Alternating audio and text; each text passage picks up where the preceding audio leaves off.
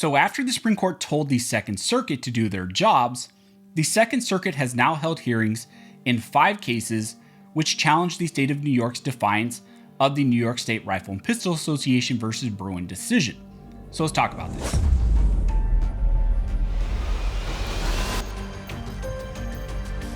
But real quick before we jump into this video, I want to thank the sponsor of this video, which is Lear Capital. Last year was a terrible year for most investors, and 2023 could be even worse with the talks of a bad recession and also the potential closing of various banks. There are a lot of good companies out there that you could choose from, but Lear Capital has earned my business because they've been in the business for over 25 years. They have thousands of 5-star reviews, and in talking with them, they are huge Second Amendment supporters and they believe in what we're doing here on the channel. So if you're interested in investing in gold, I recommend you check out Lear Capital. They're an amazing company. They're supporting us here on the channel, and you can reach out to them by calling the number here on the screen, which is 1-800-920-8388, or you can go to learscholar.com. As I mentioned in the intro, in this video, we will be discussing 5 cases which just had expedited hearings before the Second Circuit because of the recent warnings by the Supreme Court, which the Supreme Court issued to the Second Circuit. These 5 cases challenge New York's new Concealed Carry Improvement Act, also known as the CCIA. This law creates hyper-restrictive concealed carry laws in the state of New York. And the state of New York passed this law just 8 days after the Supreme Court issued their landmark decision in New York State Rifle and Pistol Association versus Bruen. These cases that were heard by the Second Circuit were the Christensen v. Negrelli case, which dealt with the concealed carries kind of blanket sensitive location restriction, the blanket ban on carrying at private property. Then there was the Hardaway v. Negrelli case, and then also the Spencer v. Negrelli case, which dealt with the concealed carry ban at churches. Then there was the Antioch v. Negrelli case, which was the GOA case that is much broader and challenges multiple aspects of the CCIA. Then finally, you had the Gazzola v. Hockel case, which dealt with the impact that the CCIA has on FFLs and gun stores in the state of New York.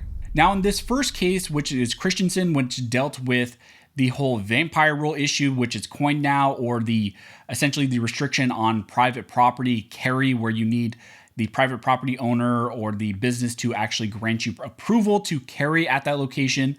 That was the first case up. Some of the judges seemed concerned about the shifting of the burden that is placed on concealed carry holders. Traditionally, the burden is on the business to put up a sign or tell the public that concealed carry is not permitted at that location. However, now under the CCIA, the burden is placed on the concealed carry holder to ask the business owner or to ask permission to carry concealed at that location. And it's also a different burden on the business where they have to put up a sign that says, yes, concealed carry is permitted at this location. Whether or not the judges in the Second Circuit will be bold enough to strike down that aspect, I don't believe so. They seemed in some ways like they were interested in it, but overall, when listening to it and the rest of the arguments, I believe these judges seem to indicate that they will rely essentially on later historical examples rather than just history that dates to 1791, and they will try to wiggle their way out of this new burden that is being placed on concealed carry holders. The next 2 cases were Hardaway and Spencer, which dealt with the CCIA's impact on places of worship.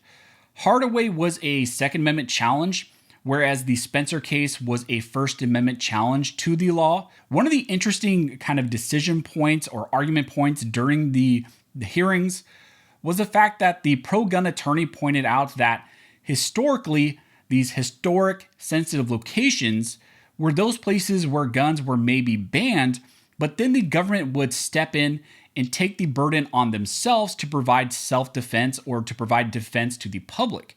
And usually that was the form of armed defense. However, here in this case, and in the case of the CCIA's ban on church carry, the state of New York banned concealed carry broadly, but then did not provide armed security for those locations. And essentially what they did is they made these locations even more vulnerable than they were prior to this law. Now, in contrast to the Hardaway case, the Spencer case is a pure First Amendment challenge, and it deals with the free exercise of religion. During this section of the hearing, the plaintiff's attorneys relied on recent Supreme Court pandemic decisions, which involved the closing of churches, but what ended up happening is that the government would permit those same people to still go to other crowded areas like grocery stores. The argument in the Spencer case is that these churches should be treated just like any other private property, which is given the discretion on their own to allow or prevent people from carrying at those locations. Now, the big argument section really came when the Antioch case had its hearings. And this was a case argued by GOA and Stephen Stamboulis. Shout out to Stephen if you're watching this. So the Antioch case was a challenge more broadly to the CCIA at large. This section was primarily focused on some of the processes that the state of New York put in place for people to have to go through when they are applying and what they need to do to receive permits. One of the main sticking points during this section of the arguments was whether or not the government should be able to gain access to social media accounts to make a determination of whether or not someone is of good moral character or whether they are not. The issue with all of this and this entire discussion is that the Supreme Court in Bruen clearly indicated that subjective permitting schemes like the proper cause standard, which was struck down in Bruen, is in fact a violation of the Second Amendment. But with the new CCIA law, New York simply put makeup on a pig and claims now that their new scheme is actually objective, when in reality, it's still giving broad discretion to those law enforcement agencies, and it gives them broad discretion on whether or not they will grant permits based on whether or not they believe someone is of good moral character, which is a very flimsy standard. And I think it's in this section that the panel finally revealed what they are truly going to do, and that's that they will rely on Reconstruction era history to support their decisions. Now, the last case that had hearings was the Gazzola case, which deals with the impact that the CCIA has on FFLs and gun stores. The argument in this section of the cases was that compliance here with the CCIA makes dealers have to turn over information to the state of New York that the state of New York will then use to create a registry. And the argument here is that the gun stores or FFLs having to submit that information to New York would then allow New York to create a registry, and a registry is not permissible under federal law. Now, interestingly enough, during this section of the arguments, one of the judges outright stated that there is no Second Amendment right to sale firearms. Of course, that is contrary to what the text, history, and tradition of the Second Amendment is, and it's even contrary to what other liberal courts have said, like the Ninth Circuit. But I think that reveals likely how the Second Circuit is going to rule on this FFL issue. My general takeaway from the hearings is that maybe we will get some hodgepodge wins. Maybe there will be some wins in some of these cases.